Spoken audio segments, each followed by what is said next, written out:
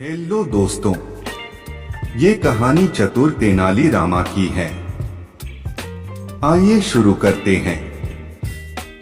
राजा कृष्णदेव राय के शासनकाल में विजयनगर अंतर्राष्ट्रीय व्यापार का मुख्य केंद्र था।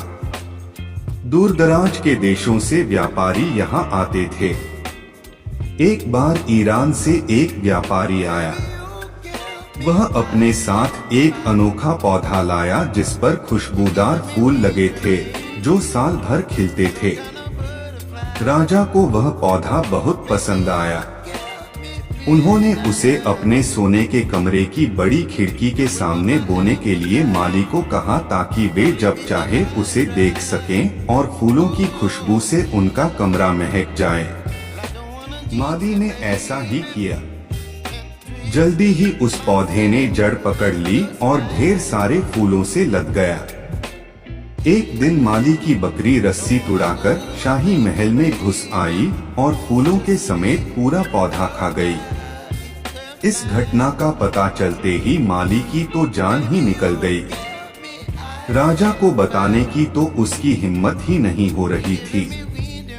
अगली सुबह जब राजा रोज की तरह खिड़की पर आए और बाग की ओर देखा तो उन्हें अपना पसंदीदा पौधा कहीं नजर न आया। उन्होंने उसी समय माली को बुलाकर पूछा तो माली ने डरते डरते सब कुछ सच सच बता दिया। राजा को बहुत गुस्सा आया और उन्होंने माली को फांसी पर चढ़ाने का आदेश दे दिया। इस घटना की खबर पूरे राज्य में बिजली की तरह फैल गई। माली की पत्नी ने राजा को बहुत हाथ पैर जोड़े पर उनका फैसला नहीं बदला। अंत में माली की पत्नी तेनालीराम के पास गई। रोते हुए उसने तेनाली को पूरी कहानी सुनाई। सारी कहानी सुनने के बाद तेनाली ने उसे आश्वासन दिया कि वह माली को बचाने की पूरी कोशिश करेगा। तेनाली ने उसके कान में फुसफुसाकर कुछ कहा और उसे ऐसा ही करने को कहकर वापस भेज दिया। अगले दिन लोगों ने देखा कि माली की पत्नी ने अपनी बकरी को विजयनगर की मुख्य सड़क पर बांध रखा है और उसे तड़ातड़ छड़ी से मार रही है।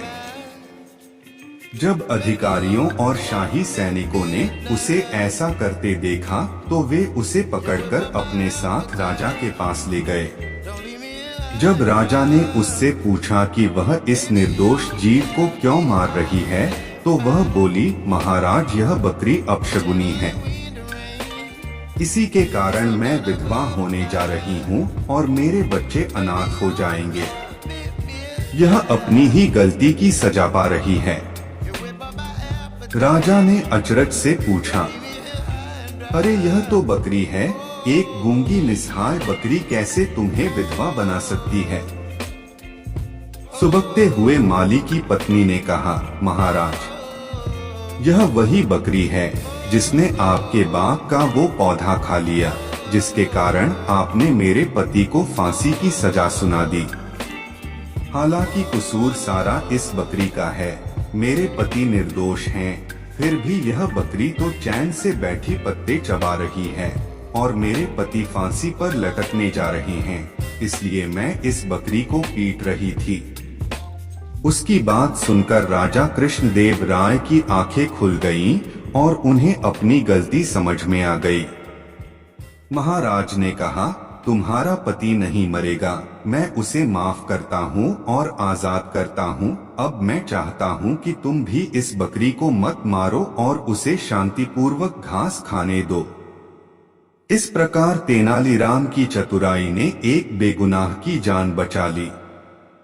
आप इसी तरह कहानी सुनते रहे, खुश रहे और हमारा चैनल जरूर सब्सक्राइब कर ले। धन्यवाद।